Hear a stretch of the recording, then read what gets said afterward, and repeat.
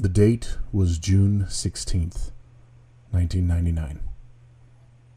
Pokemon introduced the Jungle set to us, and that included 64 additional cards to the TCG. Cards like Oddish, Gloom, Vileplume, Jolteon, Flareon, Vaporeon, getting a few other really popular Pokemon, Snorlax and Scyther, all sorts of good stuff. Today, we're about 25 years and almost a month to the date past that. And I was setting up for this video, and I got to tell you, it like hit me. It hit me in a weird way. And I think maybe I can take you for a little journey as we take a look here. So let's get into it. Like, comment, and subscribe. If you haven't already, welcome to the channel, and welcome back if you've been here before. We are taking a look at Pokelector here. This is the full list here, the 64 card set of Jungle to be brought in there. Now, when we look back to the early days of the Pokemon TCG, it's kind of lumped together, that base set Jungle and Fossil all go together because that gives us our original 151 Pokemon. Now, they were 3 separate sets, so I'm going to look at them as that way because on Fridays, I'm looking at sets from the oldest going to new, and as time goes on, I'll catch up to what's being released. And we're going to be looking at the best-selling items of those sets in that market during that time. So this is always an ever-changing list. I refreshed the page, and sales are so few here that a couple of them, between yesterday and today of looking at it, have already shifted in their slots. So it's pretty interesting to see these older sets and the fact that they don't move so much. TCG Player just kind of showing us a little bit. I don't know what this is about. Move away. So TCG Player showing us some stuff here as far as where things are lining up here. This is just showing best-selling, different Pokemon cards here, and the prices are pretty incredible to look at because you're seeing things through a very skewed lens. You look at the market price of $167.67 for a Jolteon, but that's probably the holo. That's probably the first edition. Okay, and then we see 182 listings from $7.75. So you have age as a factor here. That's going to be a huge factor in how this condition lines up for you. You're going to have holo and non-holo, and you're going to have first edition and unlimited set is what it's called, where it was non-first edition. Well, let's take a look at a couple different products here, starting with the booster pack, the unlimited edition. This means it's not first edition, but without that stamp, and you can get those cards there for Jungle. Looks like it actually kind of tanked last December, getting through the end of last year, coming all the way down here. We're what, 7 months in now? 133 versus 178. I mean, that's $45. $45 dip there. It looks like this is something that you might be wanting to watch if you're looking at keeping a sealed pack or something. And the reality is, I wouldn't buy booster packs like this on TCG Player just because of the age. You don't really know the condition. You want to see it. And if you're buying them to keep sealed, go out of your way to find somebody who weighs them and get a light pack. You know there's not going to be a great holo hit in there, so you can pay a little less to have the sealed pack. And you can go with specific artworks if you want, rather than not knowing what you'll get. So, although I think with this Jungle, it was only Flareon was on the Jungle pack, right?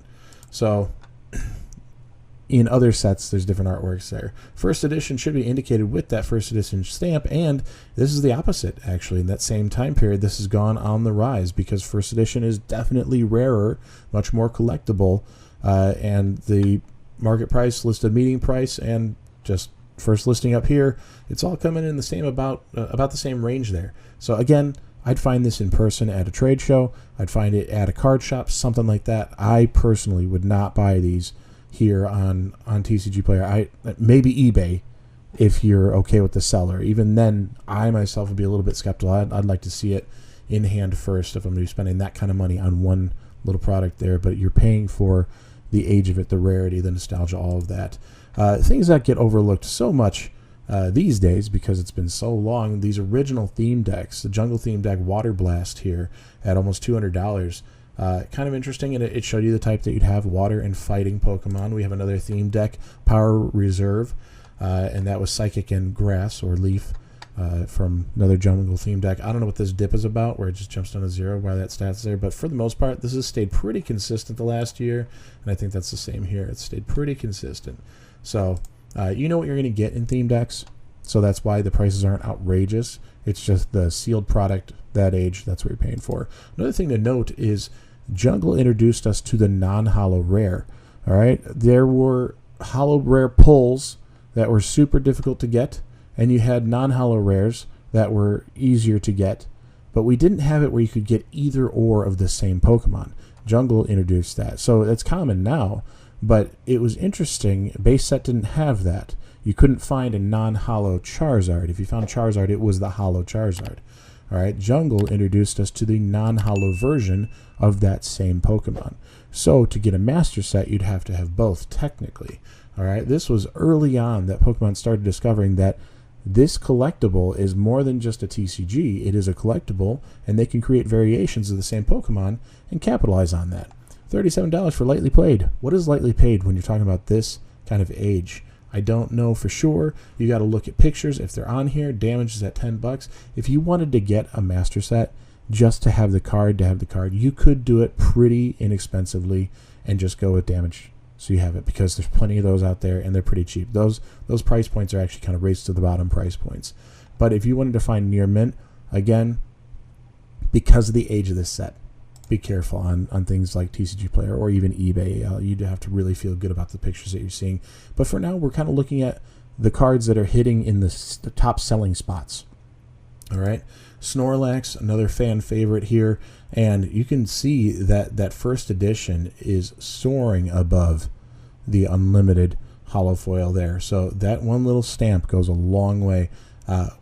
My first Pokemon pack I ever opened was Jungle Set. I was able to buy base set, of course, because it was still out, but it was Jungle Set when it was early released there. And this particular card, a first edition Victor Bell, is what I pulled on my very first pack of Pokemon cards opening myself. So sadly, this one's not crazy high on value, but it is pretty cool that it's just fun to look back and see something like that hits home for me. And that's what did it for a lot of us, getting back into this at the time of Generations or Celebrations or 151. And I assume if that new Team Rocket set comes out, there's going to be another wave of people who come into the hobby again.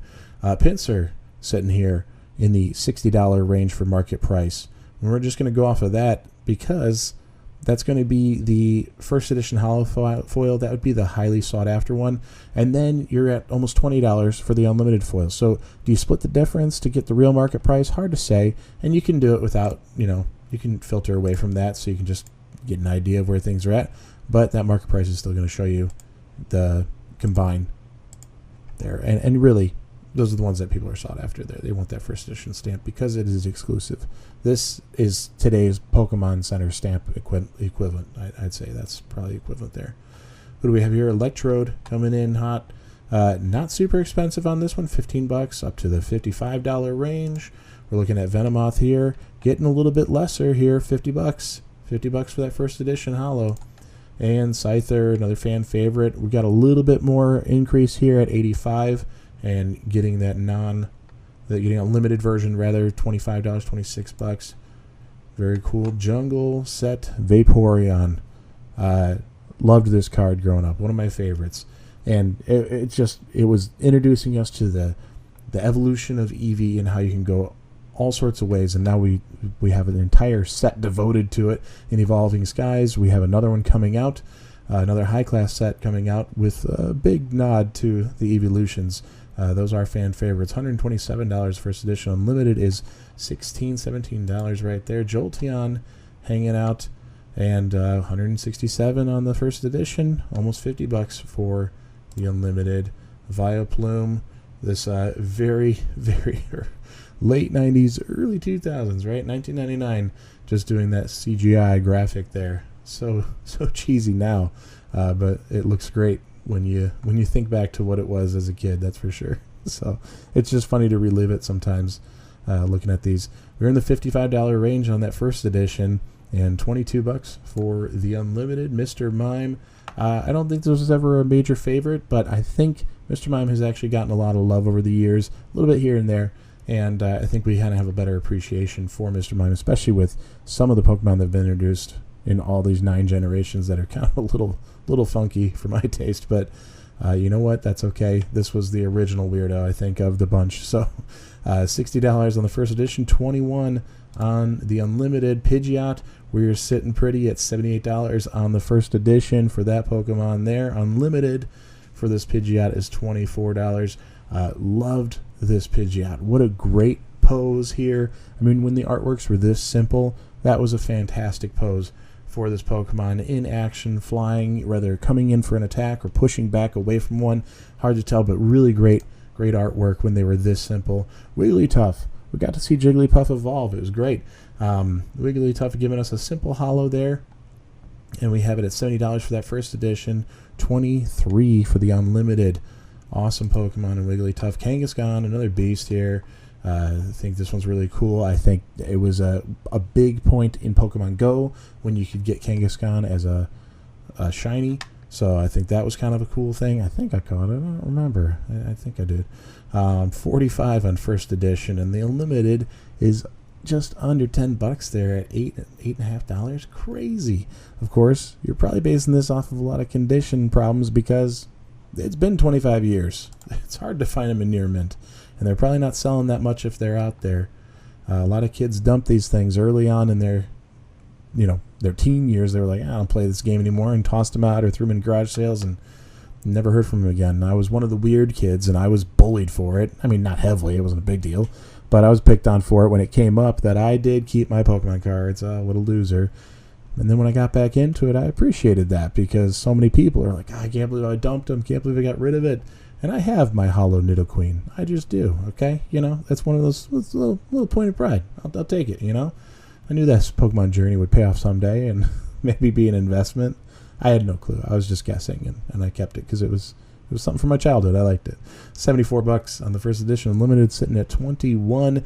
And one that I think actually, if you can get this in the classic collection print, looks fantastic. This Clefable was redone for that TCG Classic. So the big Pokemon box, that $400 one that nobody wanted.